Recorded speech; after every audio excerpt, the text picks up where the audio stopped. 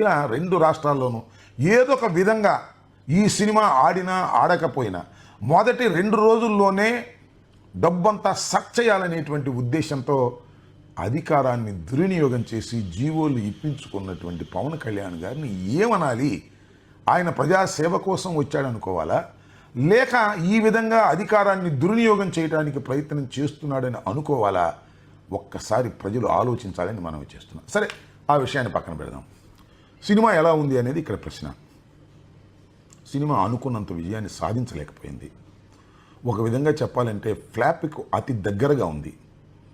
దానికి ప్రధానమైన కారణం ఈ 5 సంవత్సరాల పాటు ఆ సినిమా తీయటం, డైరెక్టర్లు మారటం. దీనివల్ల ఆ సినిమా అనుకున్న స్థాయిలో విజయం సాధించలేదు. రేట్లు పెట్టినా కనకవర్షం కురిసేటటువంటి పరిస్థితి లేకపోవటం చాలా విచారకరమైనటువంటి అంశంగా నేను ఈ సందర్భంగా చెప్పదలుచుకున్నాను. సినిమా ఆడాలని అందరం కోరుకుంటాం.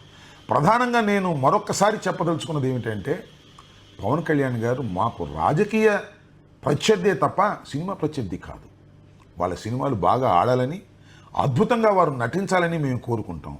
మరి ముఖ్యంగా చెప్పాలంటే పవన్ కళ్యాణ్ గారు కానీ, చిరంజీవి గారు కానీ అద్భుతమైన నటులే తప్ప అద్భుతమైన రాజకీయ నాయకులు కాదు అనేది ఇప్పటికీ ఎప్పటికీ నా అభిప్రాయం.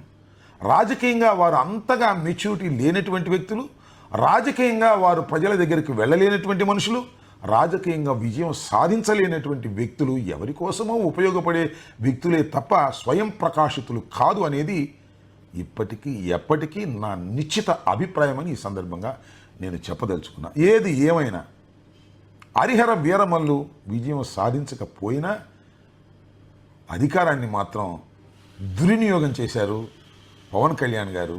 ఇది సరైనటువంటి విధానం కాదు, మంచి పద్ధతి అంతకంటే కాదు అని మాత్రం స్పష్టంగా చెప్పదలుచుకున్నా. ఏది చెప్తా ఉన్నాను, కొంతమంది బాయ్కాట్ చేస్తాం, నెగిటివ్ రివ్యూస్ అంటే సార్ ప్లీజ్ గో అహెడ్, నాకు అసలు ఇబ్బంది లేదు.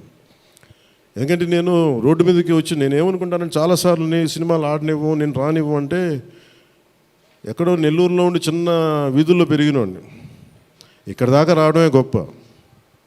అలాంటిది నా సినిమా ఆపుతున్నాను, నేను ఎంత స్థాయికి ఎదిగానో మీరు చెప్తున్నారు. నా గురించి నాకు తెలియదు, కానీ మీరు చెప్తున్నారు నా ఎదుగుదల ఎంత. ఎవడో ఒక హీరో ఒక సినిమా తీస్తే ఆ సినిమాని మిమ్మల్ని భయపెట్టేంత స్థాయిలో ఉందా? నా మీద కూర్చోబెట్టి ఒక క్విట్ ఇండియా మూమెంట్ ఇదేమన్నా, ఇదేనా క్విట్ ఇండియా మూమెంట్ లాగా బాయ్కా అంటే ఏం చేస్తారు చేసుకోండి అన్నాను. ఏం ఫరక్ పడుతుంది, ఏమీ తేడా పడుతుంది? నథింగ్. ఇవన్నీ చూడకుండా జీవితంలోకి వస్తామా? ఇవన్నీ ఇంతకుమించి మేము చూడలేదా?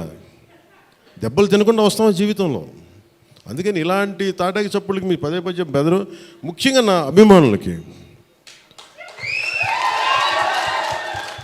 మీకు చెప్తున్నా, ఈ మాధ్యమాల ద్వారా, ప్రసార మాధ్యమాల ద్వారా, ఈ మీడియా మిగతా మీడియా సామాజిక మాధ్యమాల ద్వారా ఈరోజు నేను ఇంత బలంగా ఉన్నానంటే మీరు ఇచ్చిన బలమే.